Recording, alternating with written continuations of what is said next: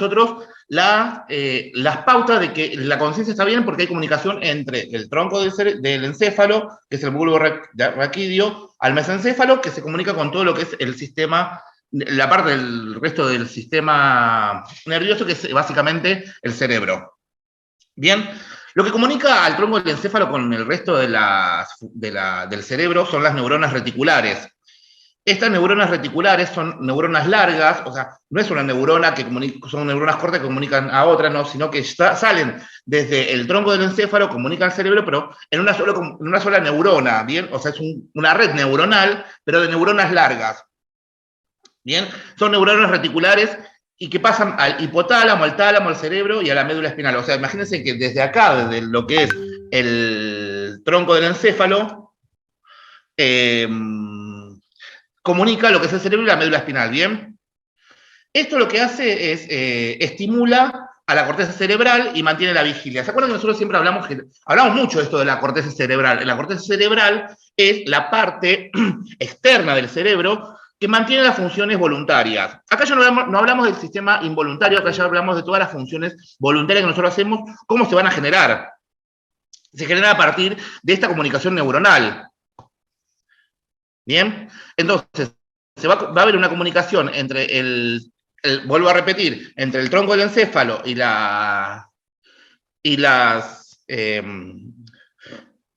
resto del sistema nervioso, más que nada la corteza cerebral y la médula espinal. ¿Por qué? Porque de la corteza cerebral a la médula espinal es la que decide después, la que manda la información para que sea voluntario o el movimiento voluntario, ¿no? Lo que queramos que haga, lo que queremos hacer. ¿Bien? Entonces, lo que hace es estimular a la corteza cerebral y mantener la vigilia. Después vamos a ver qué es el estado de vigilia.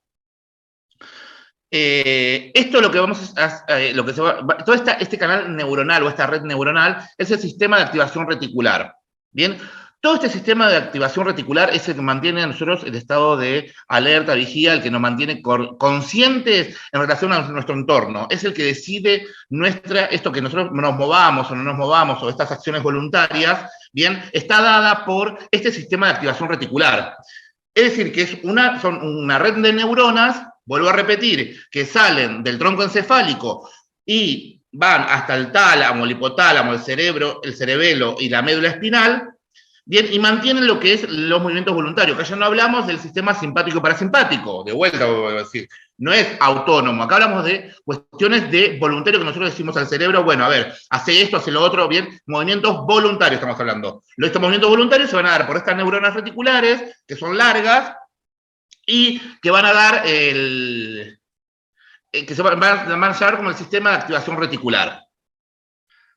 Bien, una lesión en el sistema de activación reticular deteriora la capacidad de la persona para mantener la vigilia y la activación. ¿Qué quiere decir esto? Que una lesión en todo lo que es nuestra corteza cerebral, no la corteza cerebral, a ver, sí la corteza cerebral en sí tiene funciones específicas, pero acá hablamos de la comunicación entre las neuronas, la lesión neuronal estamos hablando acá. ¿Bien? Cuando hay una lesión en el canal, en la red neuronal, la persona puede perder la vigilia o la activación. La vigilia tiene que ver con esto de estar alerta, ¿no? Esta situación, cuando estamos despiertos, estamos alerta a ver lo que pasa, y esta activación de todos los movimientos voluntarios que hacemos, ¿no? Esto de que si hay un ruido nos movemos, digamos, todo lo que tenga que ver con lo voluntario, es lo que se va a perder si es que hay una lesión en el SAR. ¿Bien? O la activación. La activación es esto de, si me vienen a robar, está bien, se activa el sistema parasimpático, pero yo decido qué es lo que hago, en definitiva. Entonces, esta parte de voluntario, de decidir yo qué es lo que hago, es lo que se va a perder con la lesión morfológica, o sea, la lesión específica de las neuronas del sistema de activación reticular.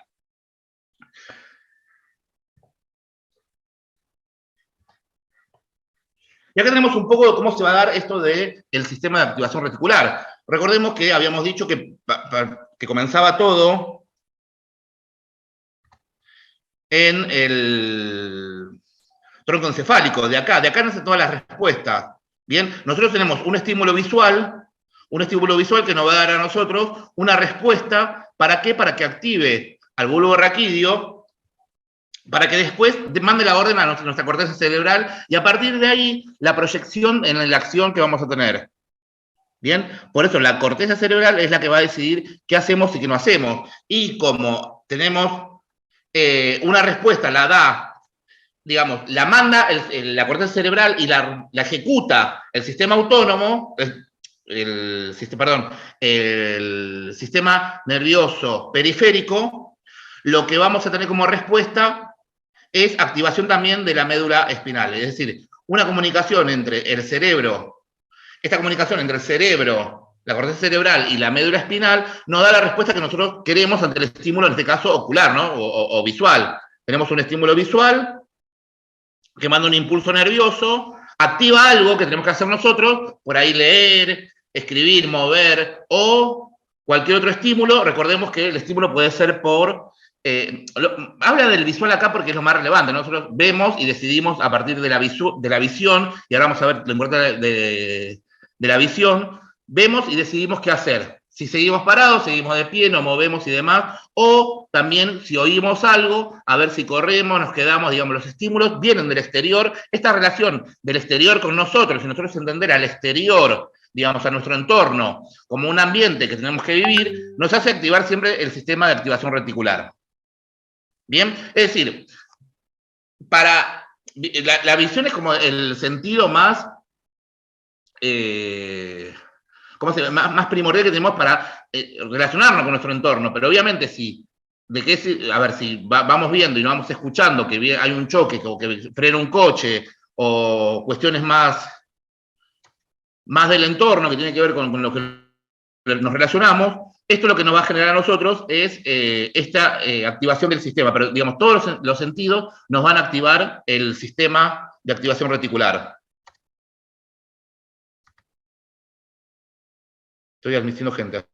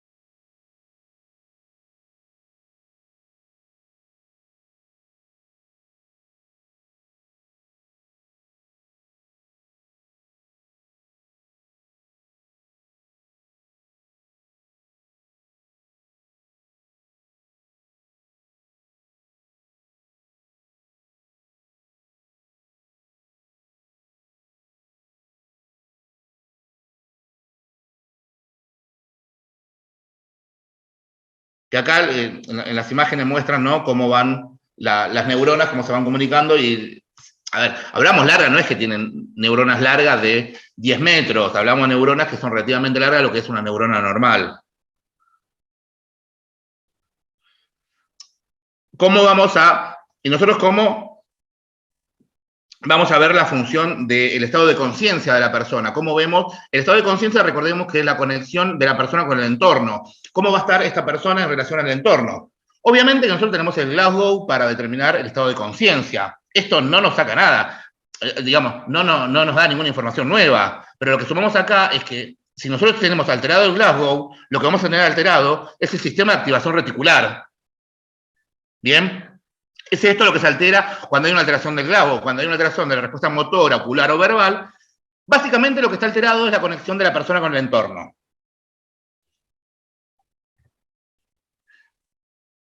Recordemos que el Glasgow tiene 3 respuestas: motora, verbal y ocular. Acá vamos a repasar un poco porque de paso nos viene bien. Siempre va a tener que ver la respuesta que nosotros hagamos en relación a lo voluntario que sea la respuesta o a lo exigido, digamos, que nos da la respuesta, digamos, ante qué estímulo te va a responder el paciente. Bien, acá tenemos, obviamente, respuesta ocular, son 4 puntos, una escala del 3 al 15, porque no va a ser menos de 3, excepto que no valoremos una parte. Bien, y tenemos la respuesta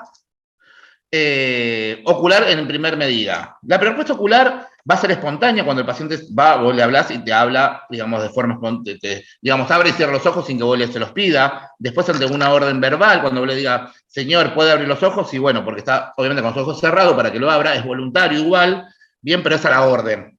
Después, ante un estímulo, nosotros lo estimulamos al paciente con un dolor para que abra los ojos. Una respuesta ocular, para que no dé una respuesta ocular. Y si lo estimulamos y no da respuesta, es porque está ahí el paciente, tiene un puntaje de 1 y no tiene respuesta, digamos, de esta parte, de esta función neurológica ocular, no la podemos valorar, por ende no tiene una respuesta ocular. Por ahí tendrá una lesión, no sabemos qué tiene, pero no tiene, por el momento, una respuesta. ¿Bien? La respuesta verbal es cuando vos te pones a hablar con una persona, está orientado. Digamos, vos le respondés, o le preguntás, te responde, coherentemente, ¿no? Después tenemos cuando está desorientado. Hola, ¿cómo estás? Bien, ¿vos? Sí, bien. ¿Dónde estás? Y sí, pato con casa, casa con pato. O sea, te empieza a hablar de cualquier una alteración, digamos, una conversación incoherente. Eso ya hablamos de un punto 4 en lo que es la respuesta verbal. Palabras inapropiadas. Esto cuando empieza a hablar casa, cuando empieza a tirar con palabras que no tiene que ver con el diálogo fluido o o empieza con palabras, digamos, esto que no son coherentes, digamos, ¿de qué me está hablando? O sea, hablas una incoherencia, pero desde el habla de él, ¿bien? Él te habla, sí, pero incoherencia. El 2 es teniendo incomprensible cuando está, básicamente cuando el paciente está como, digamos, no es gorgoteo, es esta expresión de que va a decir algo, pero en realidad es un sonido incomprensible que te hace ruido, te hace, digamos, intenta hablar, pero no es hablar, sino que está dando una respuesta verbal en relación a un gemido o a otra acción, otro estímulo que tiene, pero no es básicamente una respuesta coordinada para comunicarse con el entorno. Y obviamente después la última tenemos que no tiene respuesta, no te da ninguna respuesta al habla. La respuesta motora valora 6 puntos, que es obedece a la orden, o sea, mover y vos ves que camina, se mueve, digamos, eso no se, digamos, no hay mucha dificultad. De 6 cuando ya se mueven todos sin que nosotros le digamos o le digamos se mueve. Después es localiza el dolor, cuando yo le digo te duele acá y localiza, siente, bien, cuando yo lo estimulo una parte y él tiene sensibilidad. Cuando hay esos 5 puntos, 4 cuando retira, cuando hay un estímulo y retira, bien, uno yo le digo, sentís y sentís, y otro cuando yo toco y él por alguna cuestión de comunicación entre las neuronas, él retira, bien, es esto de, básicamente, cuando hay lesiones que hacen que esté como tenso el músculo. Es músculo neuronal, o sea, la relación del músculo con las neuronas, entonces lo que va a hacer es retirar ante el estímulo. Después tenemos la flexión y la extensión anormal. La flexión es cuando ya el paciente está inamovible, ya tiene una lesión en la corteza cerebral, que ya no se puede mover, está flexión, es una flexión anormal, ingresa el paciente con la flexión, ¿bien? No hay estímulos tampoco, y en la extensión anormal tampoco. Eso ya habla de daño en la corteza cerebral, más específicamente, digamos, daño más, en ese sistema de activación reticular, hablamos del daño más como grave, ¿no? Daños más graves. Y después cuando tiene respuesta, es un 1 dentro de lo que es la escala de Glasgow. Yo pregunto, a ver qué les parece, si un paciente tiene nosotros sabemos que las parálisis o las plejías hacen que la disminución del movimiento de sensibilidad disminuya, ¿no? Entonces, ¿qué les parece un paciente con cuadriplejía? Cuadriplejía es que no siente del cuello para abajo, cuadripléjico. ¿Cómo se valora? ¿Se puede valorar el Glasgow? ¿Qué les parece? Y sí, para ver si está consciente, por ejemplo. No. Sí, obviamente para eso, pero digo, ¿cómo lo valorás al Glasgow? No, hay otro tipo de valoración para ese tipo de pacientes. ¿Cuál? No la conozco. Ya se la digo. Dale. ¿El lobo puede ser? El lobo es estado mental, ¿no? De conciencia. El test de lobo es estado mental para ver justamente para ver esto, digamos, la mente, no en relación con el entorno, digamos, desde la percepción, no desde lo físico. El test de lobo. ¿Puede ser la Ramsay, algo así? Ramsay es para paciente en coma cuando está sedado o cuando está solo cuando está en coma inducido. No es para otro tipo de paciente. ¿Cómo?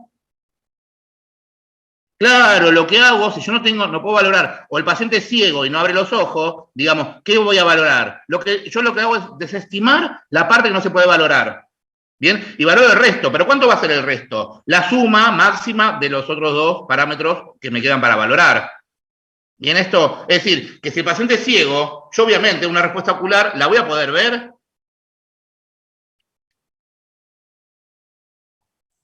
No. Y no. Pero si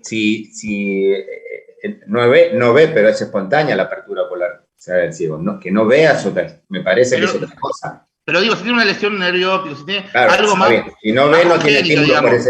Por ese lado no lo tiene el estímulo.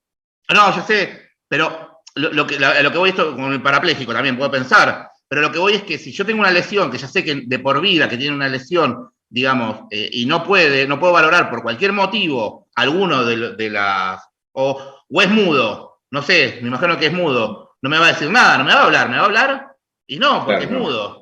Entonces ya esto no lo voy a poder valorar, porque la respuesta verbal no la va a tener. Entonces, a ver, yo no sé si el paciente es mudo o no es mudo, digo, pero si yo sé que es mudo, lo que tengo que valorar es la respuesta ocular y la respuesta motora, ¿no? En una escala de ¿cuánto? Sumo 4 de la ocular y 6 de la verbal, 10, claro. 10 sobre, digamos, la respuesta máxima es 10 sobre 10. Digamos, sería como 15 sobre 15. ¿Estamos de acuerdo de esto? Yo no es que no valoro o valoro, no hay otra forma de valorar la conciencia más que el Glasgow. ¿Bien? Obviamente, a ver, si yo digo, bueno, a ver, esta persona que es muda, no me responde, digo, y por ahí lo veo que está la respuesta espontánea, digo, una respuesta ocular espontánea, obedece órdenes, y no es que le voy a poner 4, 6, 4, 10, y una porque no me habla, 11 sobre 15. ¿Bien? ¿Se entendió esta cuestión de la valoración de Glasgow? Esto de ser objetivo a la hora de pensar el Glasgow, cómo valorar o cómo entender la función de las escalas. Javier, una pregunta. Cuando una ACV tiene una hemiplegia que puede responder a órdenes, pero en real una parte, ¿cómo se cuenta ahí el Glasgow? No me doy cuenta. ¿Es bilateral? ¿Él localiza el dolor o levante los dos brazos y no puede? ¿Cómo? No, siempre que vos tenés, por ejemplo, en hemiplegia, Sí, sí. ¿no? Vos lo que tenés que valorar siempre es la parte que el paciente pueda movilizar. La parte de la plejía o de la parestesia o de la parte afectada, en este caso no la vas a poder valorar. ¿Por qué? Porque ya sabés que tiene una lesión cerebral, porque vos ves la hemiplegia, ves la falta, ¿entendés? Entonces vos vas a controlar, vas a determinar tu escala de motora en relación a la funcionalidad, a la parte que funciona del paciente. Bien, pero esto por eso decimos que tiene que ver con saber qué tiene el paciente y las lesiones que puede haber. Pero todo esto, vuelvo a decir, nos va a dar como alteración del sistema de activación reticular. ¿Bien?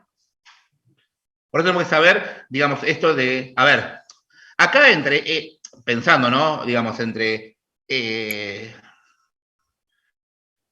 retirada y flexión anormal, digamos, acá no hay 1 o 2 puntos de diferencia que no nos va a variar mucho, digamos.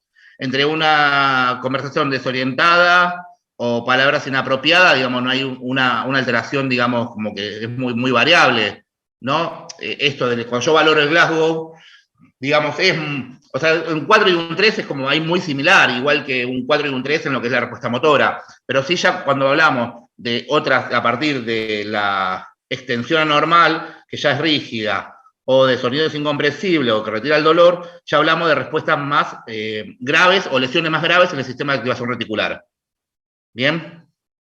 Esto tenemos que pensar esto, que lo que nos va a dar acá la respuesta, lo que nos va a dar acá es una respuesta a este sistema de activación de la comunicación entre el paciente y el entorno.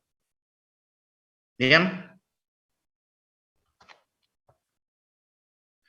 ¿Qué pasa si se destruye el sistema de activación reticular? Acá ya hablamos de lesión, ya hablamos, a ver, vamos a empezar. Hasta acá, esto es lo que fisiológicamente sucede en nuestro sistema de comunicación con el entorno, ¿bien? Nosotros nos comunicamos, entendemos la relación con el entorno a través de la activación del sistema de activación reticular. Esto es lo que nos permite mantenernos en contacto con el entorno, bueno, todas estas cuestiones de la relación con el entorno. Lo valoramos por medio del Glasgow, nuestro estado de conciencia, y recordemos esto de que es la conciencia es la relación con el entorno justamente que venimos hablando y se da por este proceso fisiológico, esto es normal.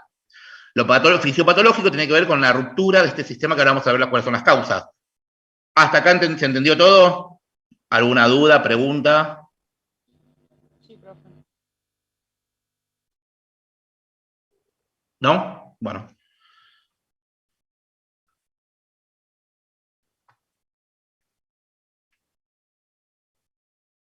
Acá estamos. Bien.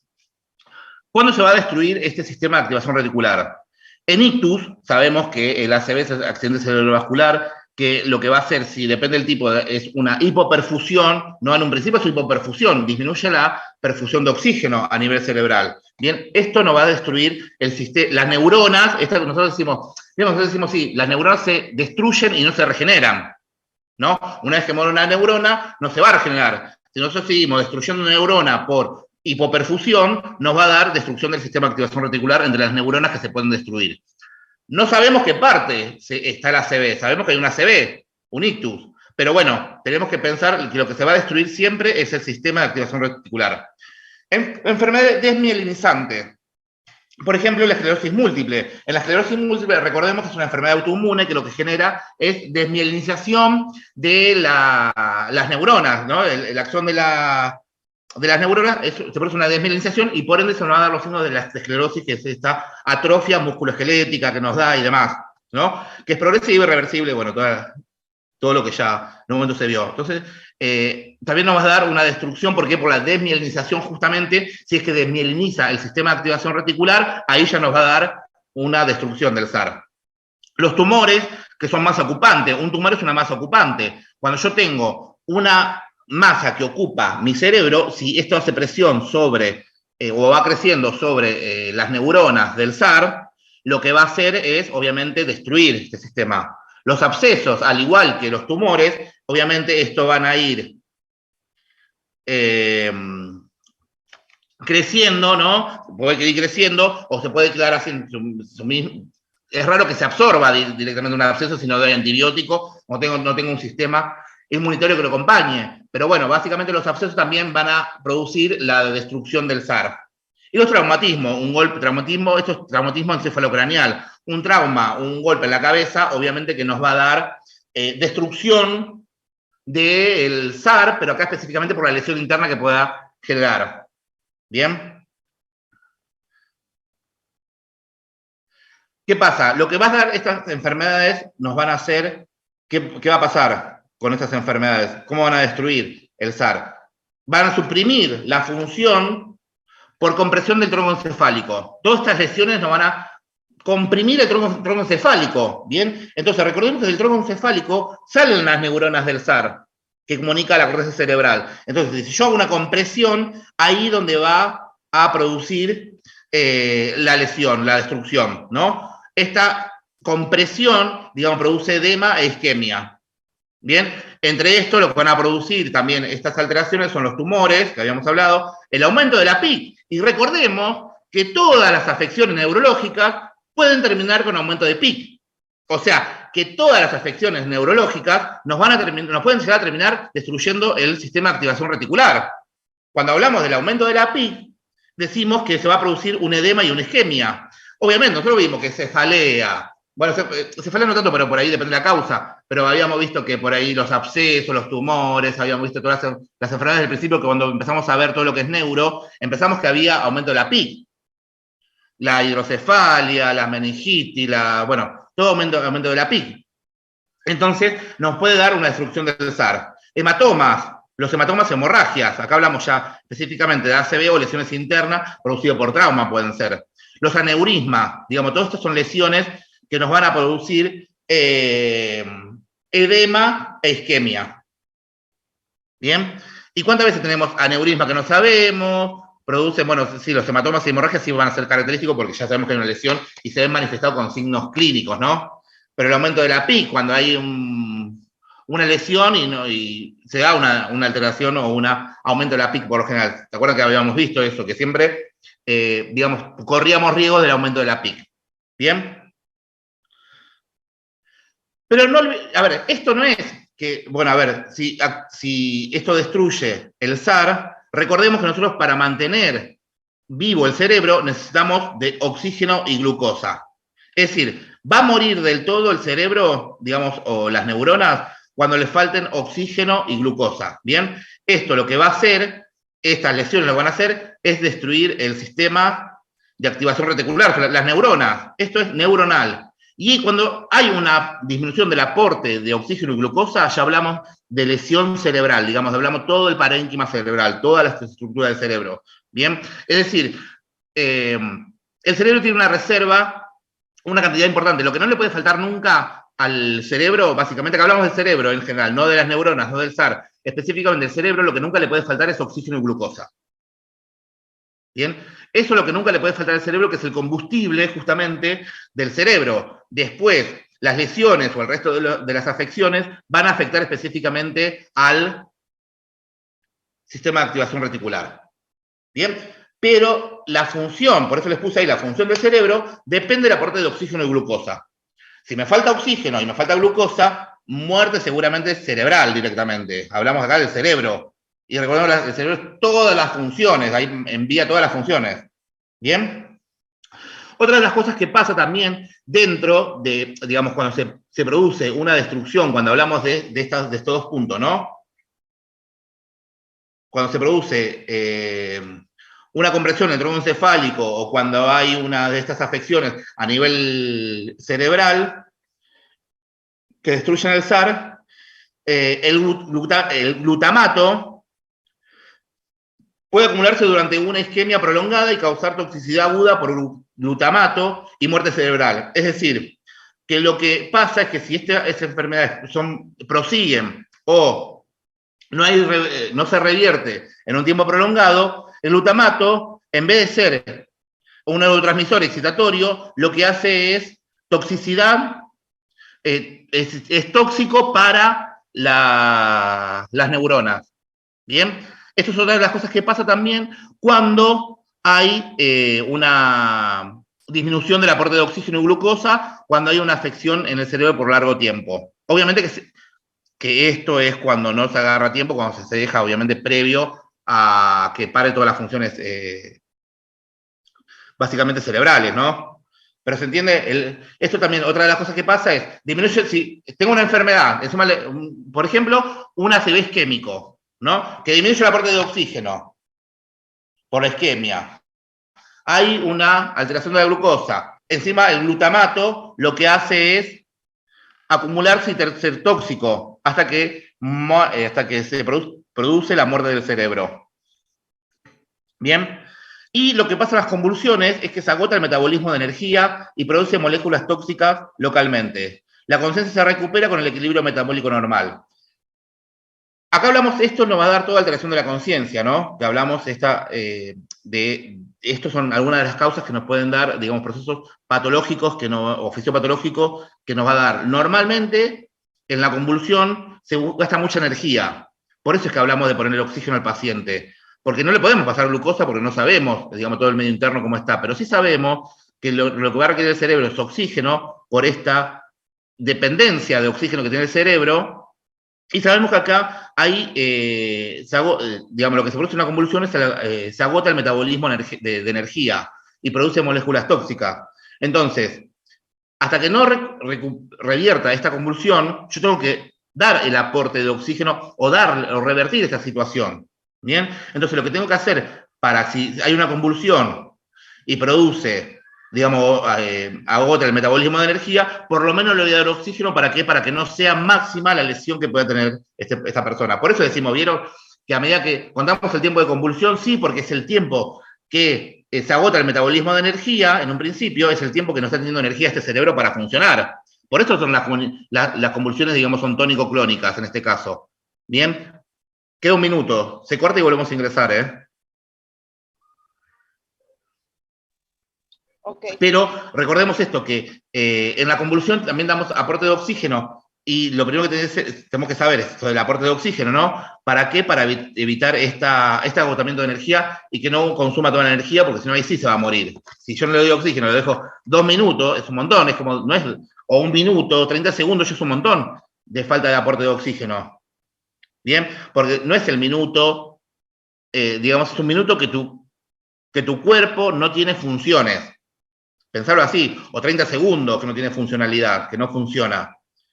Bien, por eso es importante el tiempo y el aporte de oxígeno, ¿para qué? Para que no se agote el metabolismo de energía. ¿Por qué? Para que utilicen la energía aerobia y que utilicen el oxígeno como energía y no la glucosa, porque no sabemos cómo está la glucosa. No le podemos dar un glucosado porque sí, porque hay alteración de todo un sistema.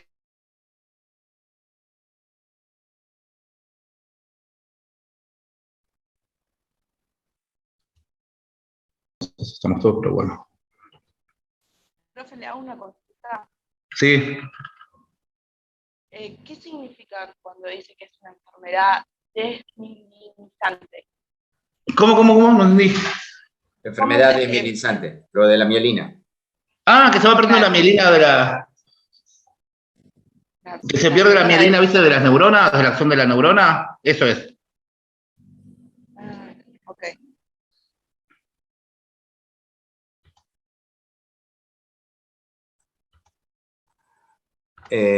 Javier, una consulta. Decime. ¿El glutamato en condiciones normales es un neurotransmisor excitatorio? Sí. Sí. Ok. Sí. La acumulación es lo que empieza a ser tóxico. Claro, pero ¿por qué se va a acumular? Vos te imaginás una lesión en este sistema, Sí. El glutamato excita a la neurona, ¿no? Para que cumpla su función, vaya más rápido, para que, Sí. ¿no? A eso nos referimos que es excitatorio. Ajá. El otro bloquea. Entonces, si esta neurona no tiene cómo transmitir este impulso excitatorio, este neurotransmisor, se acumula. ¿Por qué? Porque hay una lesión, porque hubo una hemorragia, porque hubo un aumento de la PIC, por lo que fuese que haya pasado, Sí. si se acumula el glutamato, lo Sí. que va a producir es la toxicidad. Pero tiene que ver, esto pasa específicamente, siempre va a pasar cuando hay una enfermedad neurológica. Bien, obviamente no es que no se llega a ser tan tóxico, sino sumar a esto, por ejemplo, una encefalopatía portal, o hepática, ¿entendés? Ya tenés el tóxico del glutamato, más el tóxico del amoníaco, más una falla renal que tampoco elimina... Urea, creatinina. Claro, urea, creatinina, digamos. Este cerebro, ¿cómo va a estar? Va a estar tóxico. Sí. ¿Entendés? Ya hay una toxicidad endógena por el glutamato, más una toxicidad exógena por los desechos nitrogenados. Entonces, esto fisiológicamente pasa, o fisiopatológicamente pasa siempre, que hay una destrucción del SAR, o qué es lo que se pasa con estas enfermedades. Que son otras enfermedades que vimos. Sabemos que hay aumento de la PIC, tumor, un absceso, digo, es crecimiento de células, un absceso es cuando hay una masa de pus, básicamente. Esclerosis cuando se desmieliniza, ACV isquémico o hemorrágico, los dos van a producir una disminución de la parte de oxígeno. Bien, eso nos va a dar como resultado la PIC, aumento de la PIC. Si aumenta la PIC, ya hablamos de una isquemia, digamos, produce edema y isquemia en el tronco encefálico, los hematomas también, los aneurismas también, digamos. Estas son cuestiones que siempre pasan, digamos, cuando es el momento agudo, ¿viste?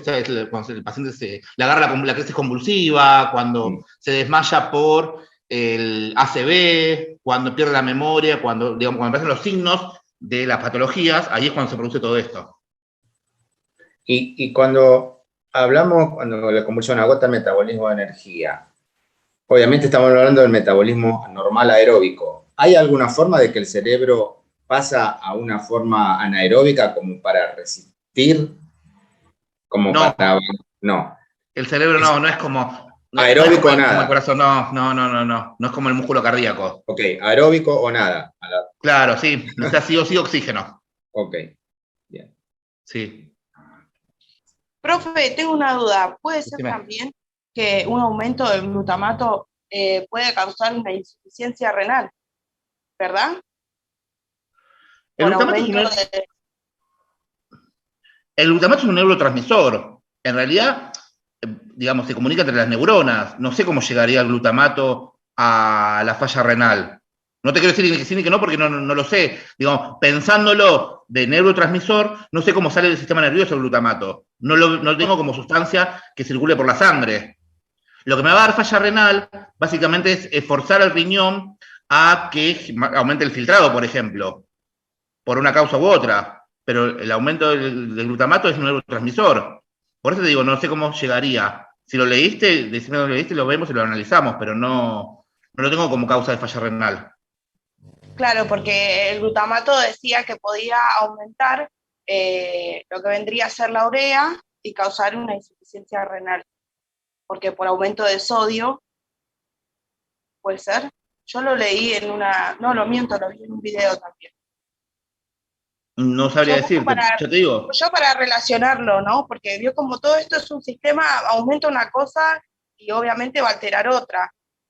Y el aumento del glutamato, como usted dijo que es tóxico, al acumularse, también va a ser tóxico para lo que vendría a ser toda la parte renal. No, pero espera, acá estamos hablando del sistema nervioso, es tóxico para las neuronas, ¿eh? No es que aumentan sangre. Ok. A ver, no sé, por eso te digo, no sé si el glutamato sale del sistema nervioso, no es como la adrenalina, que en la glándula suprarrenal, digamos, es un neurotransmisor, y después en un momento sale del sistema nervioso para pasar a la sangre, la adrenalina. Después sí tenemos el estimulante del sistema simpático, pero el glutamato no sabría decirte. Decime dónde lo viste, lo vemos y analizamos, o dónde lo leíste más que nada. Ok, sí.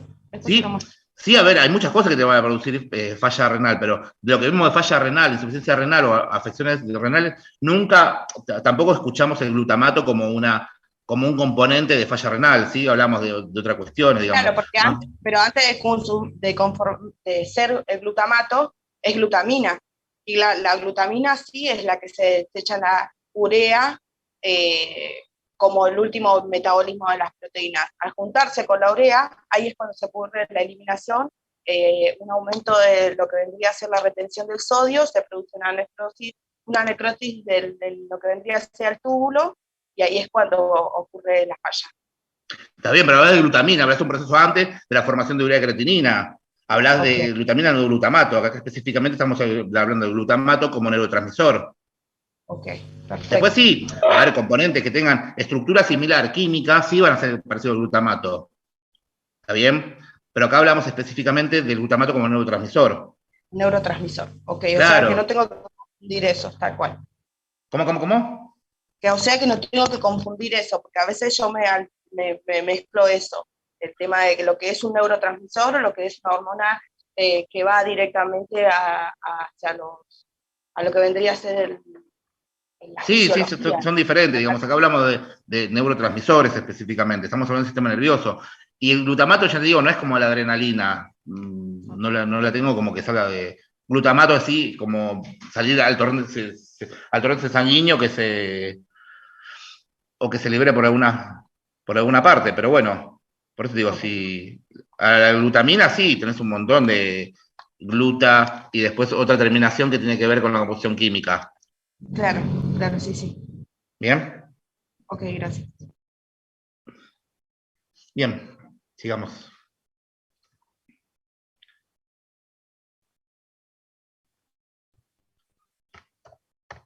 No quita que estas alteraciones te pueden dar falla renal por alteración de, por ahí, hormonal. Si hay una lesión en el sistema de activación reticular y seguramente falla algo del impulso nervioso al sistema o al sistema hormonal o a la vasopresina o alguna hormona, te puedes encadenar en una falla de otras hormonas, y el riñón también es un órgano que maneja hormonas, ¿bien? O la suprarrenal y demás. Entonces, no es que no te va a dar, no es que no se relaciona esta alteración neurológica con falla renal, sí te puede dar. De hecho, en la diabetes, en los traumas, en los TEC graves, digamos, hay una diabetes, se produce una diabetes insípida, que se da por justamente lesión en la región frontal del cerebro, y el paciente empieza con poliuria. Bien, y termina en falla renal por la poliuria, pero bueno, tiene que ver específicamente con la lesión local donde está digamos, específicamente en la lesión donde se produjo el TEC, en este caso. Bien, pero no es que es aislado, pero específicamente por el glutamato no, Chere, ¿entendés? Sí se puede dar falla renal, sí se puede dar falla renal, ¿por qué no? Sí, sí, sí, pero es por como dice usted, es por lo de las hormonas, no específicamente por lo del glutamato. Claro, pues tiene más algo por hormonal o algo más de impulsos nerviosos y demás. No por este neurotransmisor específicamente, desconozco. Te digo, no te digo ni que sí ni que no, pero no. Ok. Bien. Entonces, bueno, estamos viendo esto, ¿no? Básicamente, que el sistema, digamos, todo esto, la conciencia, todo esto, lo que nos va a dar la conciencia, el deterioro de la conciencia y todo esto, nos va a dar un pensamiento autónomo y no consciente, y contra pensamientos voluntarios y conscientes. ¿Cómo va? ¿Cómo se hace esto? Se hace desde el sistema, esto es una estructura más o menos, todo esto lo explico lo que es una estructura, de cómo se va, digamos, generando la conciencia, ¿no? Primero tenemos los sistemas, el tálamo cortical, que es el tálamo y digamos, la región talámica. Después todo lo que es la parte más interna del cerebro, tiene la parte del sistema límbico y todo eso, tiene más lo inconsciente o lo no consciente. Bien, hasta que llega la corteza y subcorteza, que es la parte, si esta ya hablamos de... Se ubica, ¿no? Lo que estoy hablando, porque por ahí sin dibujito. A ver, tenemos. Ustedes hagan de cuenta que yo dibujo bien y usted se entiende. Este es el cerebro, ¿no? Tenemos acá todas las estructuras, tálamo, hipotálamo, tenemos la hipófisis acá, ¿no? Tenemos el tronco encefálico y el cerebelo, ¿no? Algo así, ¿se ubican? Díganme que sí, pero bueno. Entonces, el estado de conciencia hasta la subcorteza, hasta que no llega a la corteza cerebral, ¿bien?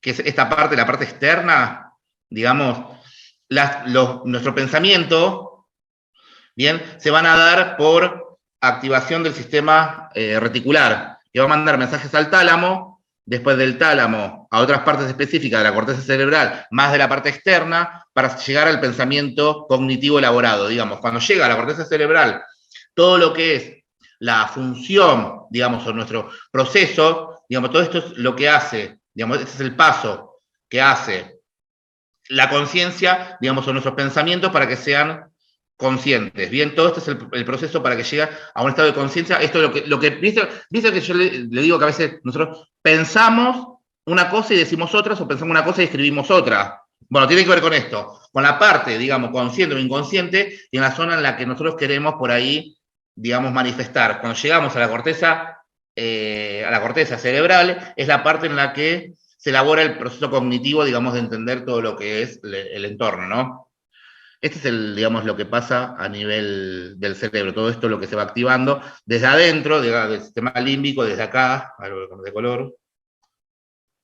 Digamos, en un cerebro sería, desde acá, ustedes se dan cuenta que lo entienden, hasta afuera. Por eso es que los dibujos hablan desde acá, empieza todo lo que es la comunicación, empieza de acá más inconsciente, digamos, no tan consciente, hasta que atraviesa todo esto que llega a la corteza cerebral. Esto que dice es eso, ¿no? Lo que llega a la corteza cerebral es lo que después termina dando a nosotros el estado de conciencia. Todo esto, que es la parte externa de la corteza cerebral, es lo que determina nuestra conciencia plena. Bien, nuestra conciencia en relación a el relación con el entorno, no si estamos conscientes en que estamos estudiando, no. ¿O qué decidimos estudiar? Bien, pero tiene que ver con eso, con relación con el entorno. Bien, esto es lo que nos dice, digamos, los pasos hasta llegar al, digamos, desde la subcorteza hasta la corteza, pasando por el sistema talámico, digamos, donde empieza todo, y acá empieza en la subcorteza, parte de abajo, la vigilia, después la distribución de la información neuronal, se distribuye la neurona, hay un procesamiento consciente poco elaborado, es lo primero que, esto que largamos, a veces, viste, dice, uy, lo dije o lo pensé. Bueno, si se larga lo dije o lo pensé, nace desde acá, de la conciencia subjetiva. Y después, cuando la última parte, hablamos de una conciencia cognitiva, que es este poder de razonar, ¿no? Esto, que a veces hacemos algo impulsivo, ¿no le pasa algo que hacen impulsivo y después dice, uy, ¿para qué lo hice? Bueno, esta impulsividad que tenemos nace desde acá, de la corteza, la parte... Ahí entró gente. Desde la parte más interna de la corteza, ¿bien? Entonces, esto es lo que nos va a dar a nosotros, obviamente, el uso del sistema de activación reticular, es básicamente que tenemos que estar utilizando más, que es la conciencia cognitiva, la conciencia de entender qué estamos haciendo. Por eso es cognitivo, del entendimiento. Bien, ¿cómo valoramos el nivel de conciencia, no? Digamos, o qué respuesta, no como valoramos, sabemos que es el Glasgow, ahí sabemos que es todo lo que se va a activar, pero digamos, ¿qué tenemos qué nos puede dar como respuestas, o qué nivel de conciencia tenemos? Bien, sería el nivel de conciencia. Tenemos una conciencia total, bien, acá es una conciencia total cuando tenemos relación con el entorno, cuando nuestro sistema, digamos, nervioso está conectado bien con el entorno, estamos despiertos, conscientes, sabemos de lo que hablamos, sabemos dónde estamos, sabemos. Básicamente, tenemos 3 esferas para determinar la conciencia. Bien, estado de conciencia. Tenemos la esfera tiempo, espacio y persona. Nosotros vamos a estar ubicados siempre en tiempo, espacio y persona. Tiempo, le preguntamos al paciente qué día es hoy. Si se ubica, está ubicado en tiempo. En espacio, ¿dónde está? Porque vos te imaginas que a veces te dan un golpe, o te caes, o un ACV, o un Alzheimer, un Parkinson, imagínate esas enfermedades más neurológicas, y no vas a saber dónde está. Bien, o esto que se pierden y demás. Tiempo, espacio y persona, y cómo se llama, ¿no? Obviamente. Estas 3 esferas nos van a dar que está en una conciencia total o conciencia plena. Bien, está despierto, consciente y ubicado en tiempo, espacio y persona. Eso, ya les digo, nos va a dar una conciencia total. Una alteración del nivel de conciencia, digamos, a una alteración, es la confusión. La confusión es cuando tiene el juicio alterado. Sería esto como el segundo, ¿no? La segunda imagen. Es esto de que no sabe dónde está. Digamos, puede estar ubicado en tiempo, espacio, pero no en persona. Puede estar ubicado en persona y tiempo, pero no en espacio. Digamos, hay el juicio, digamos, lo que está alterado es justamente este estado de alerta, ¿no? Es como que no sabe dónde está. O sea, habla con vos, está todo bien, pero hay una de las esferas que no está, o 2 esferas. O por ahí no sabe quién es, o por ahí perdió la memoria a corto tiempo, a corto plazo, digamos, no sabe quién es, pero por esto del Alzheimer, ¿bien? Entonces está confuso, está confundido el paciente. ¿Te habla bien? Sí, te habla bien. ¿Camina? Sí, camina. ¿Sabe que se va a quemar con fuego? Y ya no sé, porque está alterado la conciencia. Hay una confusión. ¿Bien?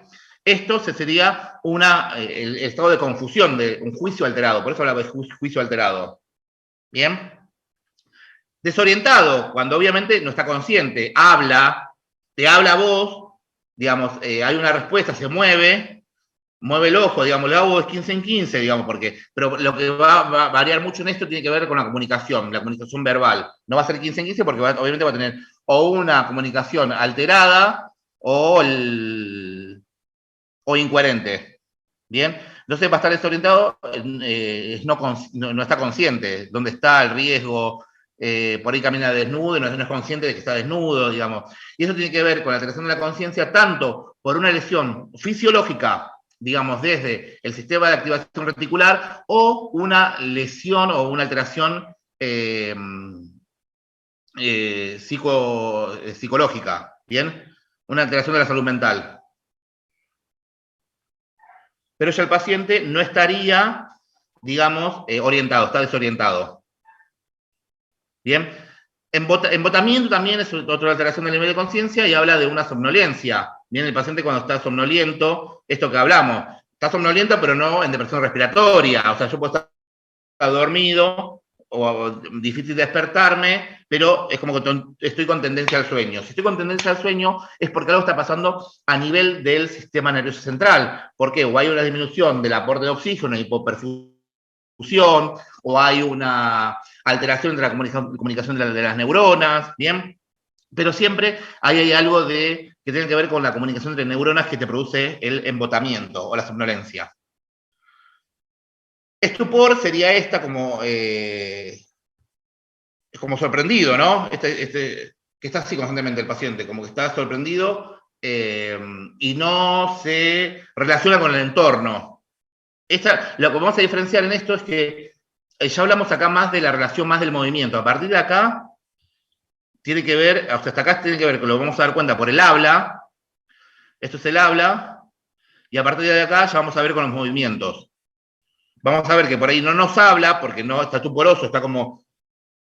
Pero como que tampoco se moviliza porque no identifica lo que es el ambiente o el entorno. Después viene lo que es el semicomatoso, que responde a estímulos dolorosos. Bien, fíjate que está con los ojos abiertos, está en una traqueostomía, pero no está ventilado, hay que ver en qué situación está. Después en un coma, tiene leves, digamos, coma profundo, ya hablamos de que hay poco o ausencia de reflejos, ¿bien? Creo que está el último. Bien, y estos son los estadios en los que con el nivel de conciencia podemos encontrar al paciente.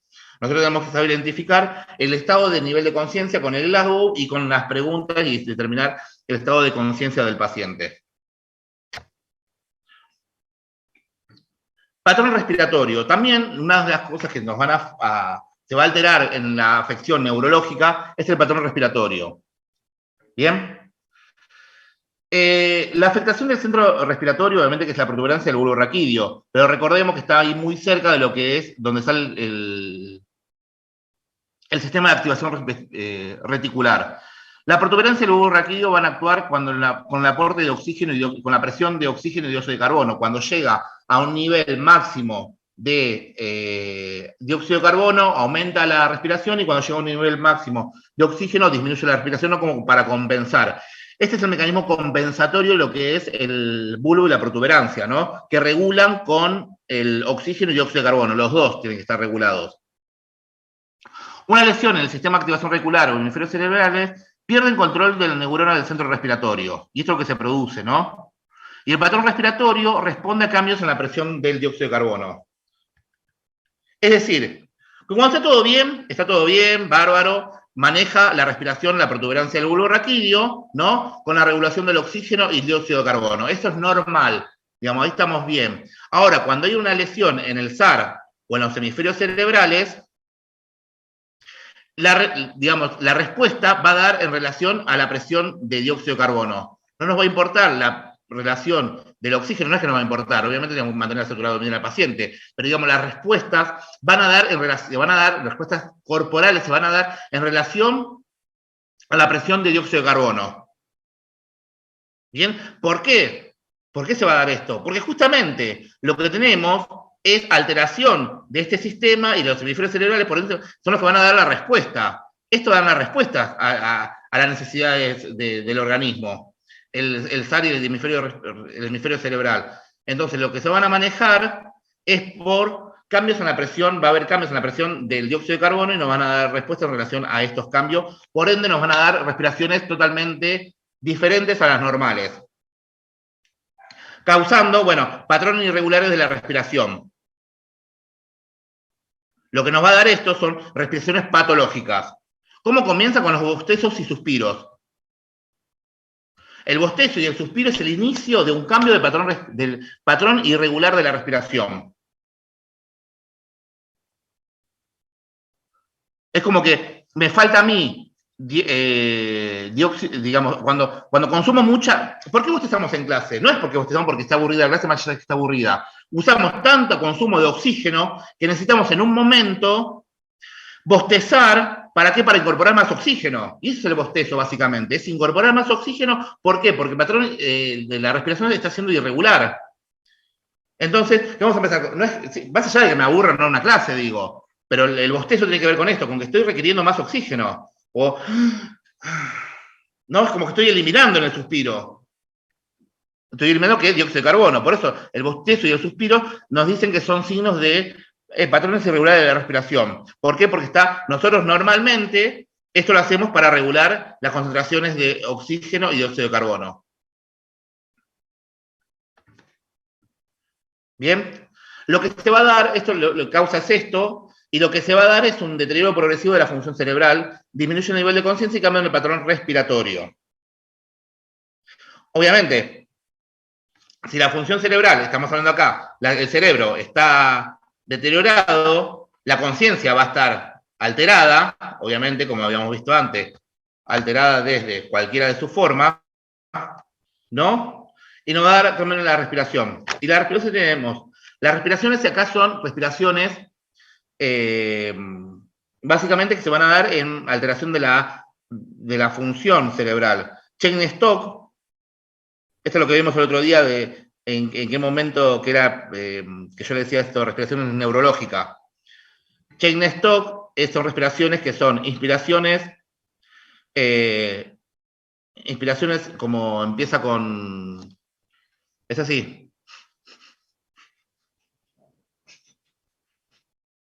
Es como que va subiendo y va bajando. Apnea, va subiendo el tono y va bajando. Las respiraciones y apnea. Bien, eso es lo que nada se localiza en el diencéfalo-lesión o en ganglios basales, una respiración de Cheyne-Stokes. Una hiperventilación, pero lo tengo acá en el libro, espero que se los digo bien. Eso es una hiperventilación neurológica central, o neurógena, dice acá, que se da por lesión en el mesencéfalo y es como, esto es lo que nos dice la inspiración, exhalación, inspiración, exhalación, inspiración, exhalación, inspiración, exhalación, inspiración, exhalación, inspiración. ¿Se entiende esto? Lo que nos va a dar el ritmo o la característica de la respiración. Después tenemos respiraciones amneurística, que esto sería como la respiración del paciente diabético. Esta respiración que es periodo de apnea, inspiración, apnea, expiración, apnea, inspiración, apnea, expiración, bien, y es lesión en la protuberancia. Y atáxica, una respiración atáxica es una respiración irregular, totalmente sin un ritmo o una frecuencia, una profundidad crónica, ¿bien? Y lo que hace es una respiración como totalmente anormal y es una lesión en el bulbo. ¿Bien? Es un tipo de respiraciones que se van a dar en los pacientes cuando están con alteración de la función, digamos, alteración del hemisferio cerebrales o alteración del sistema de activación reticular, digamos, la respuesta respiratoria que nos va a dar este tipo de alteración. ¿Bien? O sea, todos los pacientes que tienen una lesión, por ejemplo, el paciente que va a hacer una ACV, empieza con una respiración check-Nestor en un momento.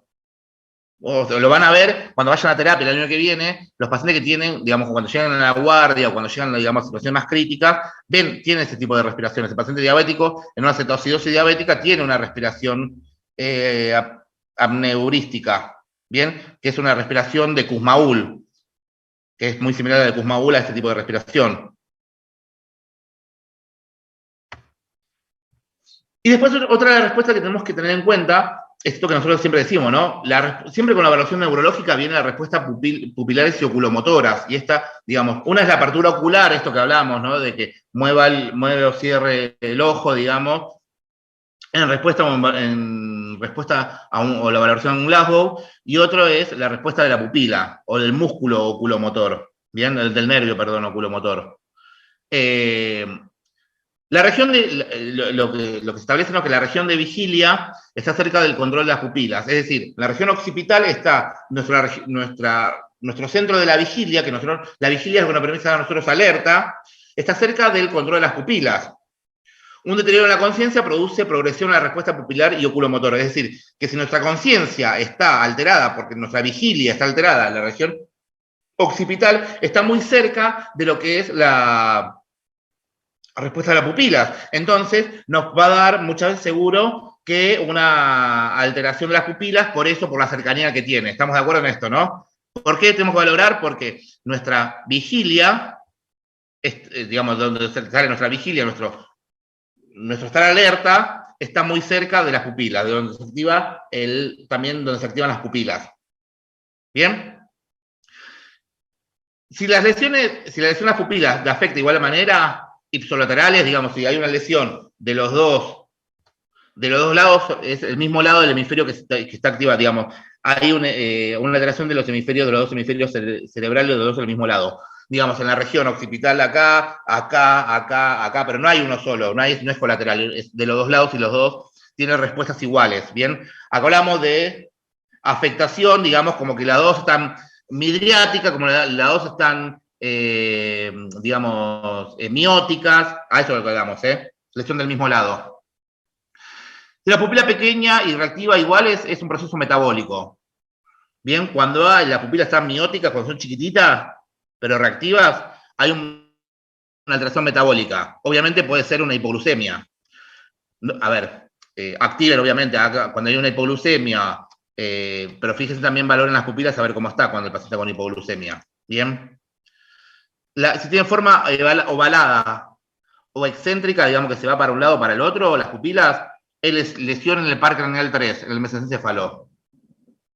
Posteriormente van a quedar fijas y no van a dilatar. Digamos, esta lesión sigue, en un principio se van a ver ovalados los ojos y después como lateralizados, y después se van a quedar fijas y no se van a mover. ¿Por qué? Porque la lesión va a continuar. Por ejemplo, en una ACV de encéfalo, digamos, si la ACV, la hipoperfusión a nivel del mesencéfalo, nos va a dar lesión en la... Pero fíjate que siempre hablamos de la región posterior, ¿no?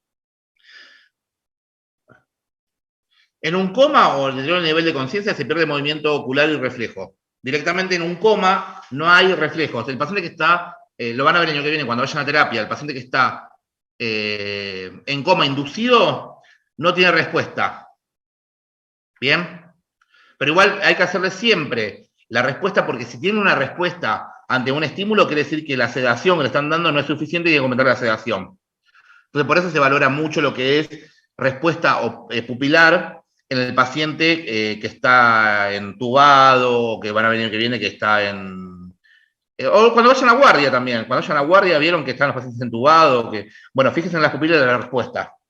Y por lo general, como están bajo sedación, las pupilas también son mióticas, son chiquitas. Movimiento de ojo de muñeca.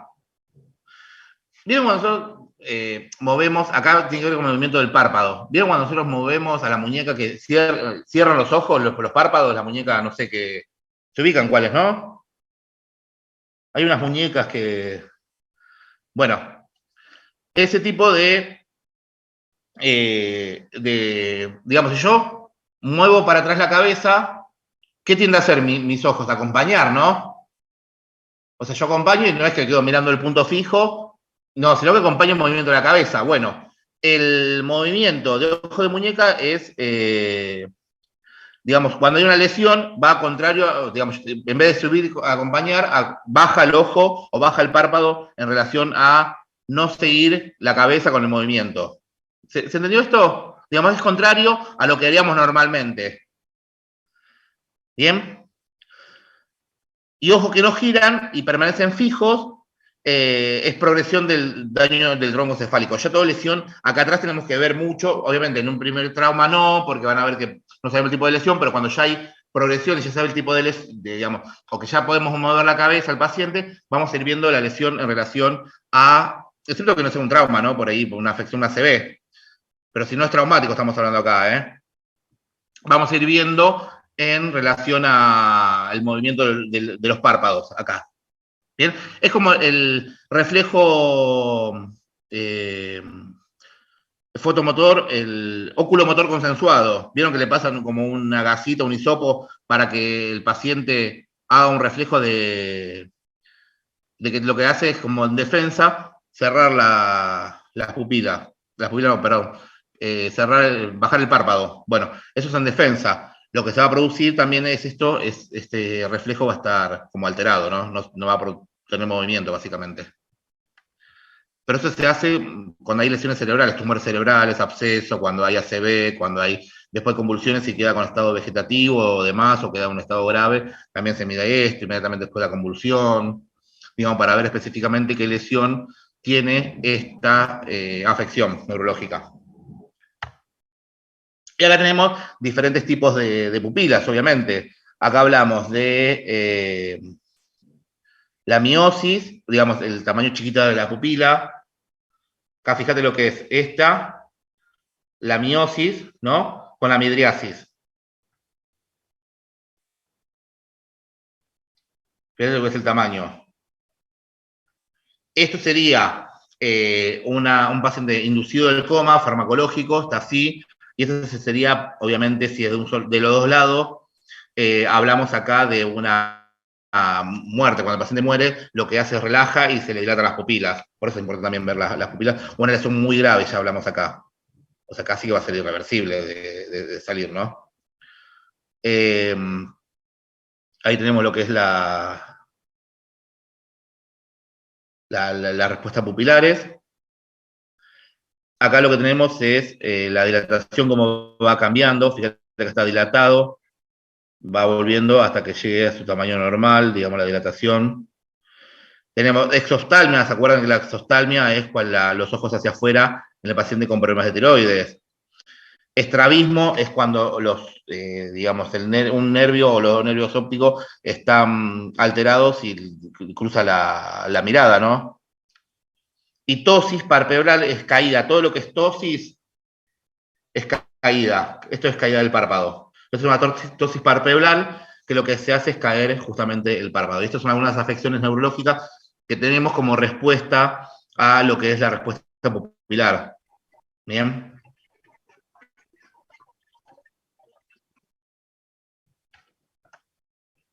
Respuesta motora. La dejamos acá y a ver si hay una pregunta. ¿Pregunta, duda hasta acá? Javier, entre estado de conciencia total y lúcido, ¿es lo mismo? Viste que es paciente lúcido, consciente, y estado de conciencia total, según lo que vi. Sí, lúcido, pero vos tenés que determinar la lucidez estando ubicado en tiempo, espacio y persona. Ok, está bien, como conciencia total, es lo mismo. Sí. Claro, sí, es lo mismo, pero estas tres esferas, ¿eh? Ok. Puedes para ver la lucidez las tres esferas. Bien. Si hay una que no la responde es porque está desorientado en persona, desorientado en tiempo, desorientado en espacio. Ok. Bien. Gracias. ¿Algo más o seguimos?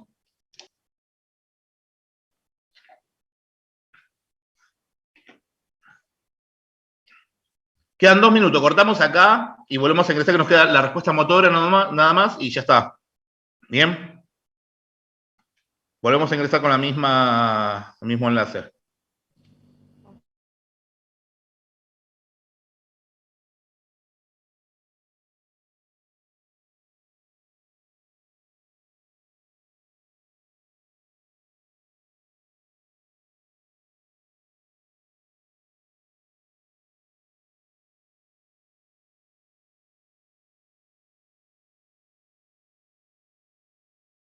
de mucho.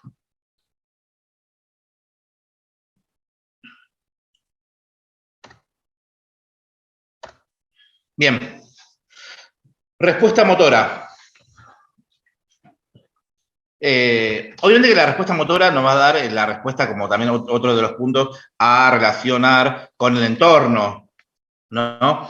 La respuesta, la disfunción cerebral y el lado del cerebro afectado es lo que nos va a dar la respuesta. Recordemos esto de la decursación de las pirámides, esto que siempre decimos, que si del lado derecho está la lesión, la afectación va a estar del lado izquierdo. Dependiendo del tipo de lesión o la donde se localiza la lesión, es la afectación que va a tener el paciente.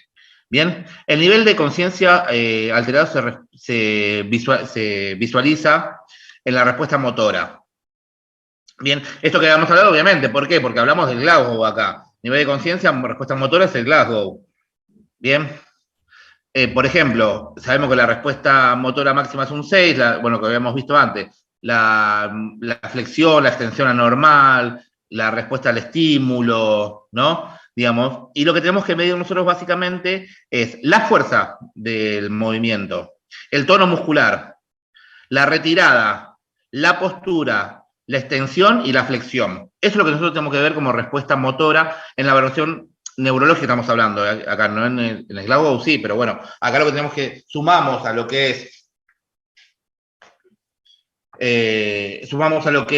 la, digamos, la respuesta en sí, digamos, la fuerza, que el Glasgow no lo mide. Nosotros medimos la fuerza del movimiento, básicamente del movimiento del músculo, ¿no? Esto de que si le digo al paciente que levante los dos brazos y sube uno y otro a media no, porque obviamente de un lado tiene disminuida la fuerza. Si tiene disminuida la fuerza, hablamos de una paresia es disminución de la fuerza.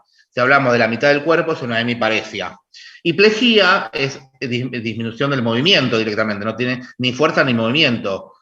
Bien, eso es la diferencia de lo que es entre plejía y paresia. Nosotros vamos a diferenciar si el paciente tiene una hemiplejía o una hemiparesia. Bien.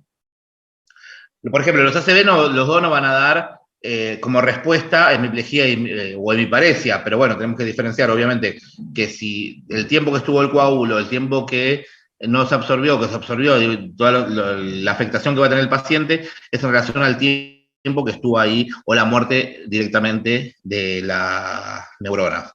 Bien, el tono, cuando hablamos de fuerza y hablamos del tono, es también lo mismo. Si tiene fuerza, si tiene, digamos, esto de la tonicidad, digamos, si tiene músculo, básicamente. Después de un tiempo, el músculo, si no se moviliza, si no se usa, el músculo se atrofia y el tono muscular está laxo. Digamos, no tiene músculo, no tiene fuerza muscular tampoco, no lo vas a poder rehabilitar más tampoco, porque lo que perdió fue el tono. Bien, perdés la fuerza y perdés el tono. Después lo que tenemos que evaluar es esto de la retirada, obviamente. Por ejemplo, ¿en dónde? En lesiones específicamente motoras de la columna, vamos a ver que hay lesiones, lo van a venir bien en trauma, que depende del tipo, de la localización de la lesión, va a ser, digamos, depende la localización del trauma o de la lesión, va a ser la respuesta que va a tener o la afección que va a tener la persona. Bien, y muchas veces vamos a ver que no hace retirada, por ejemplo, esto de que si vieron que pinchan, hay veces que no es que pinchan, ¿no? Digamos, si estimulan una parte del cuerpo del paciente y no lo retira, lo que generalmente tengo que hacer es retirar. Por ejemplo, le pincha la mano y el paciente, no es que lo pincha con la aguja, digamos, con una, porque se van a pensar que lo pinchan, no, sino que le hacen como estímulos táctiles y no retira porque no tiene sensibilidad. Pero puede tener movimiento, pero no tiene sensibilidad. Entonces, digamos, ahí hay lesiones, ya hablamos de paresia o plejías. La postura, digamos, si es simétrica, acá hablamos de simetría, por ejemplo, una afasia, esto cuando hablamos de que le pedimos que se ríe de un lado solo y de otro no, es una afasia. Vemos lo que es la postura de la cara, o el paciente también que termina como medio inclinado por una falta de dominación del eje. Si vos no dominas tu eje, o es esto cuando movilizás al paciente con hemiplejía, que siente que se cae constantemente de la cama. ¿Por qué? Porque no siente la otra parte del cuerpo y es como que no siente nada, y lo que va a ver o se va a ver reflejado es en el miedo del paciente a que se caiga. Bien, ¿por qué? Porque la postura de él no siente la mitad del cuerpo.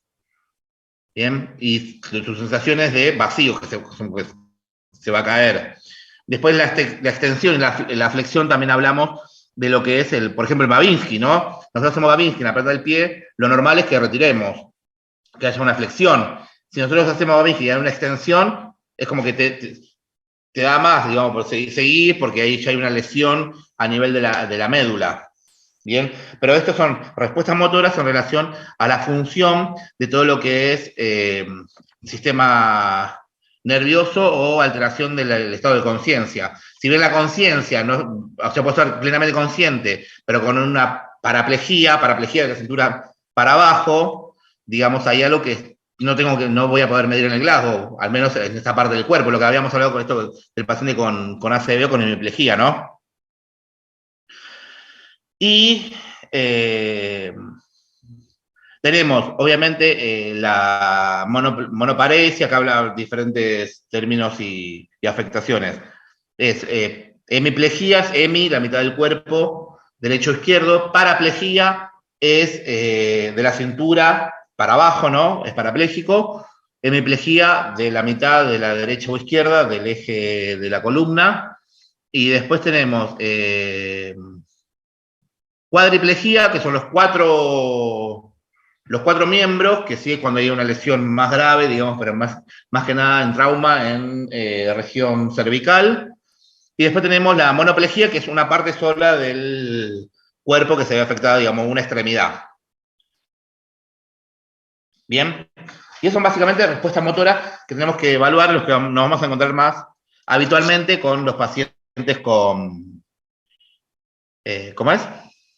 Con afectación del sistema nervioso central o sistema de activación reticular.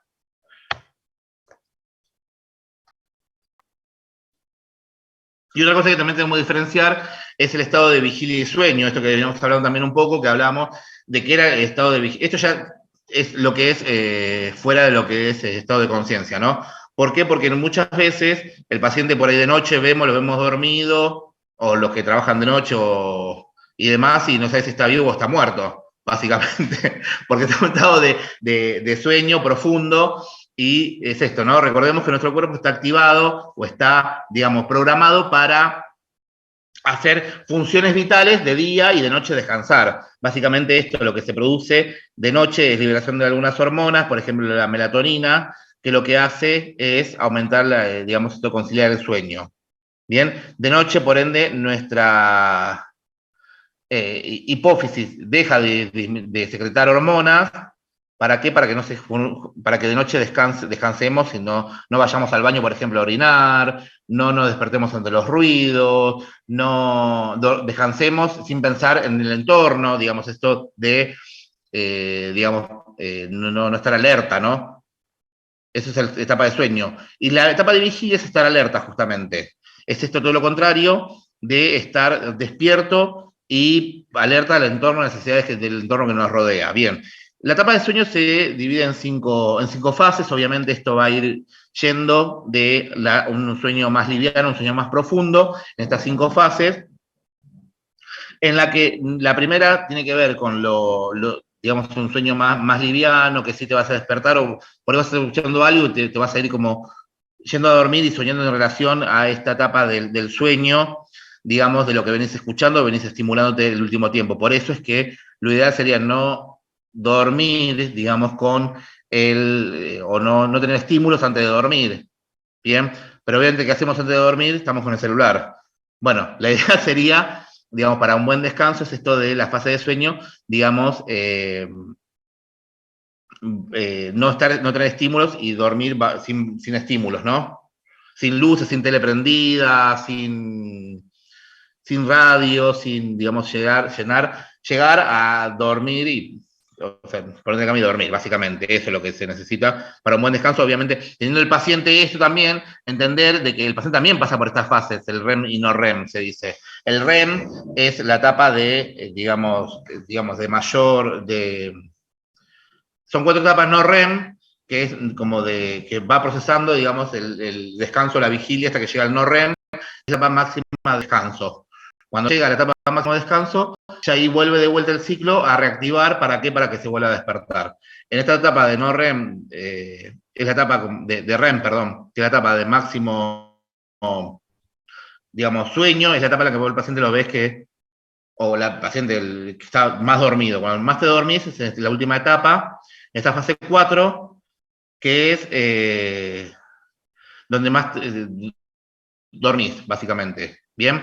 Entonces tenemos que respetar esta etapa, que más o menos se da a las 4 de la mañana, más o menos, en un horario normal.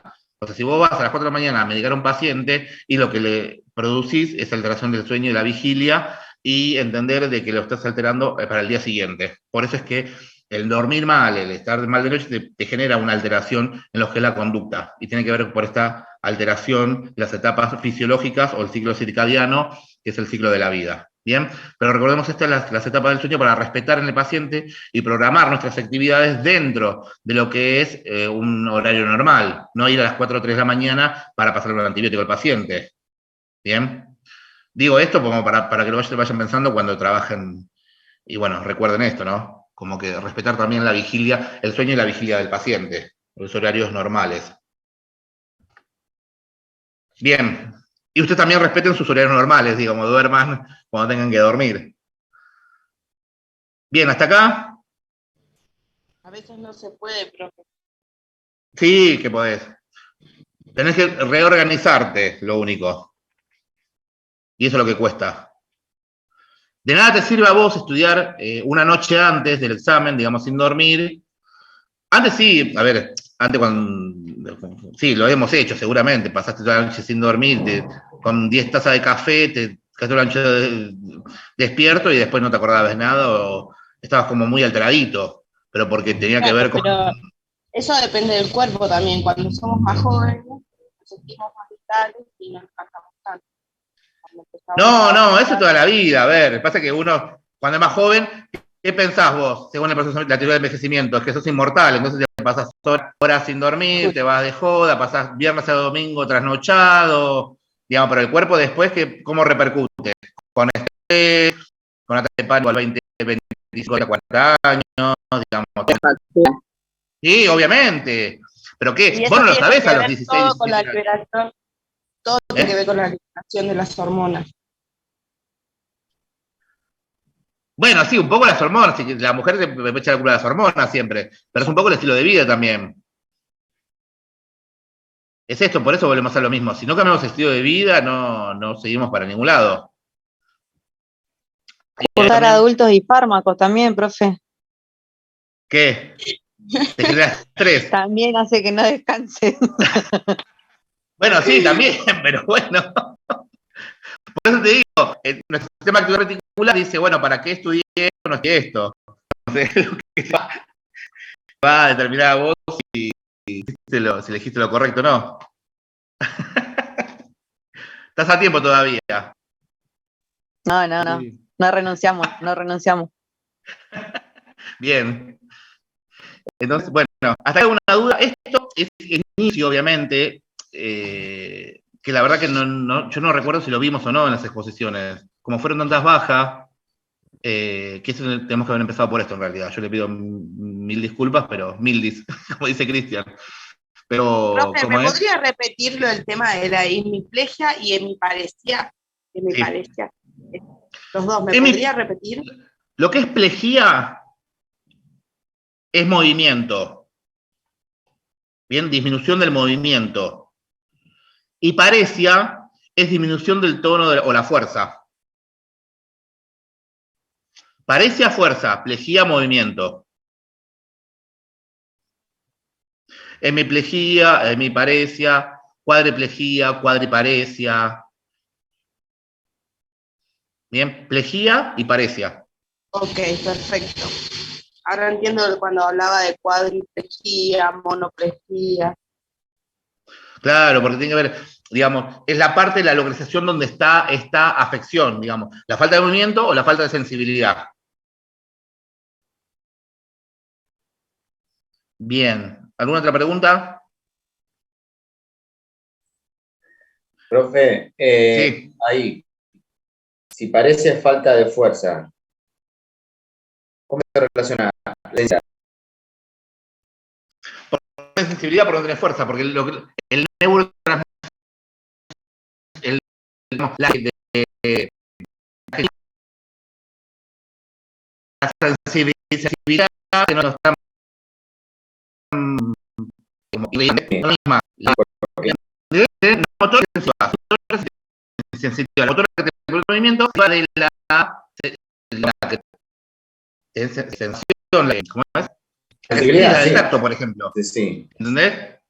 Entonces, por eso. O sea, por ejemplo, un paciente con diabetes no tratado, maltratado, puede tener, por ejemplo, paresias, porque Sí. tiene trastorno de sensibilidad. Sí, pero es distal, ¿eh? Sí, sí, sí, sí. La causa no es neurológica. La Para causa, por eso, viste, el pie diabético. Sí, no sé, claro. justamente, pero acá es más vascular, más que la neuropatía diabética. Sí. Viste que hablaban ese otro día de la Sí. neuropatía. Sí. Y bueno. Pero no se relaciona por faltar los excesivos, decimos, parece a menos fuerza. Está bien, plejía Pero no. entonces, No dentro de la- ¿Dónde estaba la entonces, dentro de sensibilidad? la- Me faltaba la sensibilidad, ok. Claro. Decime, Vale. Chere. Entonces, dentro de lo que vendría a ser la fuerza, también entraría lo que es sensibilidad. Claro, fuerza o sensibilidad. Por eso te digo, vos le haces al paciente que te apriete, no te va a apretar porque no tiene fuerza, o lo vas a meter el agua. No, a ver, no le vas a meter la mano en agua caliente a ver si retira, porque te Claro. conviene por ahí valorarlo desde la fuerza y no de la sensibilidad. La sensibilidad sí, ¿qué pasa? Y es muy subjetivo. Si vos a la mano le pasás el fibrón, ¿viste? O la punta de la pizarra, y se sentía que sí, y no siente. Entonces, por eso fuerza más que la sensibilidad. Para medir la sensibilidad, hay como, digamos, es muy relativo. Vos decís, sí, capaz que siente, pero la fuerza la ves medir. Más subjetivo. Entonces, relacionándolo con un paciente que tiene un ictus, pueden darse las dos, tanto la hemiplegia como la hemiparesia. Sí. En un principio, la hemiparesia, lo que va a perder digamos, depende de la fe. Imagina que si es hemorrágico, la hemorragia se te va a producir el desmayo, o sea, porque la función va a estar alterada, pum, se desmaya el paciente. Y después hay que ver qué pasa con esa hemorragia y a ver la secuela que va a tener. Claro, ahí sería por disminución de la volemia, pero si hablamos de isquemia, ya sería por el movimiento. La volemia no tiene que ver acá. Acordate, ACV es el hemorrágico es que se rompió un aneurisma o una alteración arteriovenosa. Hubo una ruptura, se rompió una hemorragia y la hemorragia te dio la afectación. Sí, en el hemorrágico y en el isquémico es una obstrucción. Sí, pero no por hipovolemia, por hipoperfusión. Por una obstrucción, por un trombo, una trombosis. Okay. No hablamos de hipoperfusión acá, ¿eh? No hablamos de hipovolemia. Incluso si hay hipovolemia en el paciente, el corazón lo que va a tratar de hacer es mandar sangre igual al cerebro. Ah, vio. Todo se relaciona con todo. Y sí, por esta cuestión, siempre el órgano noble, digamos, el corazón siempre perfunde órganos nobles. ¿Bien? ¿Hasta acá otra duda?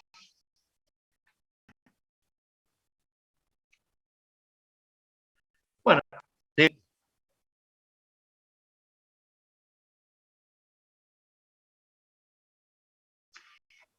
Alzar la hipoglucemia como primer causa de alteración del SAR metabólico es la hipoglucemia. Acordate que el cerebro necesita glucosa y oxígeno, y en una hipoglucemia es lo que te va a dar, digamos, una alteración metabólica. Después te va a dar todo lo que es la falla, de lo que hemos hablado, la falla de el aumento del desecho hidrogenado, el amoníaco, ¿bien? Lo que nos va a dar lesiones por toxicidad de las neuronas.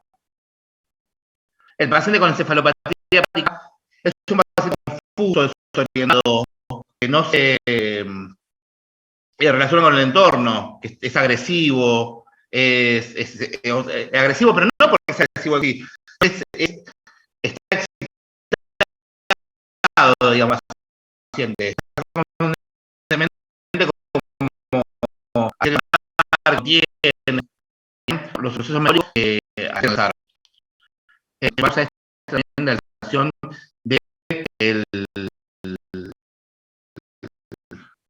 toxicidad que sea todo el sistema nervioso.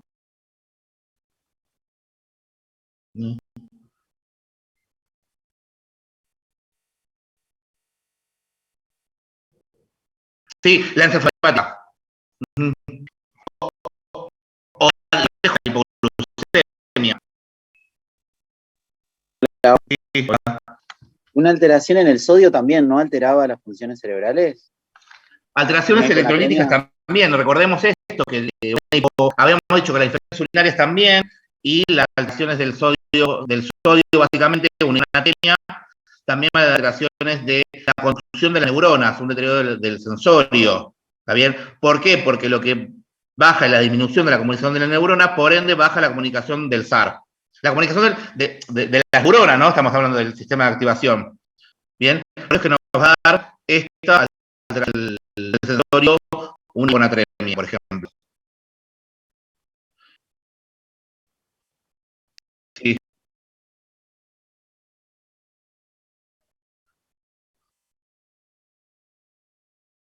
Sí. Diabetes con la, habíamos dicho con hipoglucemia, sí. Cirrosis con el amoníaco. Claro, con la encefalopatía hepática con el amoníaco. Incluso también una falla hiperazoemia. Hiperazoemia también. También nos va a dar porque son desechos nitrogenados. Sí. También nos va a dar, digamos, alteración de la conciencia. Incluso también. Producto por el glutamato. O sea, sí, puede ser isquémico, metabólico con de origen hepático, de origen renal, de origen metabólico, hiponatrémico, sí. Y me falta algunos más. Sin entrar en la hipovolemia, ¿no? Por el trauma, eso no, pero si le falta oxígeno, va a ser aumento del glutamato. Sí. ¿No? Sí. Bien. Si el riñón si tengo insuficiencia renal, voy a tener aumento de hiperazoemia. Sí. Con aumento de creatinina que se va al cerebro, digamos. Sí. Alguna alteración del electrolito, hiponatremia, disminuyo, está bien, el calcio. ¿No? Sí. Bien. Sí, igual se va a dar más con el sodio los electrolitos, sí. El sodio, perdón, el sodio. Y después, ¿qué faltaba? La hipoglucemia, falla hepática. Porque menos así sería. Sí. Y también recordemos en respiratoria.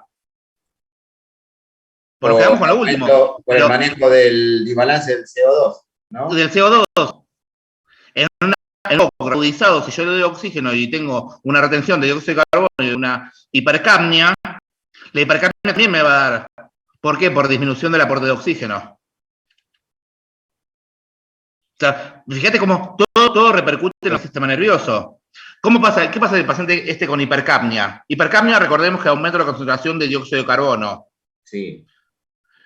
El paciente con hipercapnia lo que hace es aumenta la concentración de dióxido de carbono, por ende aumenta la frecuencia respiratoria, pero también disminuye el aporte de oxígeno.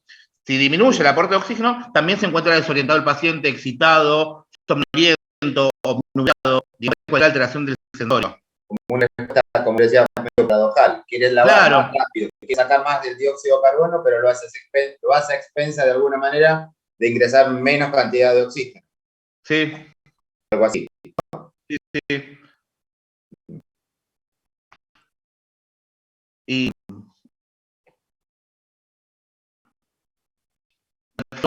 la repercusión del sistema nervioso central.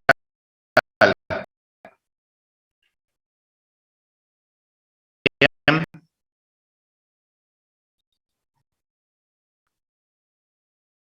Preguntas.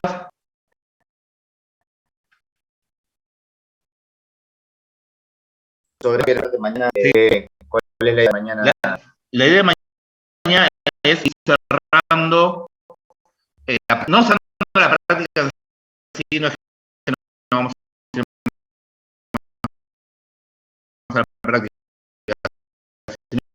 ¿no? Es organizar nosotros, los docentes, mañana Giselle también, para los que tiene, que todos, por ejemplo, yo de mi parte, desde el padre Correa, yo también, pero sin duda, como también con Jessica, lo dejó y una grilla. Vendrían para mañana terminar sobre diferentes grupos y tengan en cuenta el mecanismo de acción, pero la idea es que lo hagan desde lo que se acuerdan, no de copiar el libro y escribir. Copiar lo haces en tu casa, o lo haces, digamos, es un copy-paste. Como que mandaste, cuando hicimos en el aula el otro día, que lo hicimos. Claro. Era eso, una actividad, digamos, porque tienen los videos como para ir repasando, tienen como hay tiene el libro, digamos, los videos todavía están en la nube, así que nada por eso. La actividad es como la ranitidina, en la vitamina H2, en Versol, bomba de protones, digamos, para que vayan recordando, y a que se acuerden y que no, la idea es que el libro la resta porque para eso lo va a hacer y en la memoria, sino que eso es una actividad para refrescar un poco la memoria y ver qué va por ahí faltando, ¿no? Y reforzar. La idea sería también mañana reforzar un poco, si quieres, lo de fármaco, algo que les haya costado, que hayan leído, y en la última vez es un repaso también real de toda la energía. Ya sé que vienen estudiando, vienen como en la semana así como muy intensos, sí. Digamos, por un lado están aprobando materias, sacándose de encima materia, pero bueno, nada, el martes vamos a hablar de adultos, quería seguramente la de A2, ¿no? De A2 y elegir los grupos,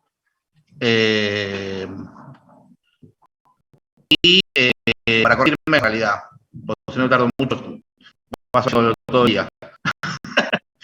Y ya cerrar estos días ya la cruzada también. Bueno, no queda nada, poco. Para que a las 11, 11:30 me tenga que ir nomás. Tengo que ir a sí, igual de las, sí, no más de las 11, no más de las 12, mucho. 12. Bueno, bárbaro. Gracias, Javier. Pero seguro de 8 a 9 vamos a ver con los estados, evoluciones y demás. Y también arrancaríamos con la parte de... Bien. Recordale a Giselle, por favor, que venga mañana. Ya le dije hoy, pero que mañana va a llevar a ella para entregar. Así que ya le dijimos igual que vaya mañana. No a las 8, pero dije que vaya un poquito más tarde porque dejarla en el colegio y va. Sí, pero por también lo hicimos pensando en esto, que también que no la digas, como para obligar también a que te entregue el país, otros chicos también tienen dudas, que no la ven y demás, ya directamente nos vemos todos ahí en Cruz Roja. Bárbaro, ok, entonces. Gracias. ¿Listo? Gracias, bueno, profe. Nada, nos vemos mañana. Profe, chao. Chao. Chao, profe. Chao.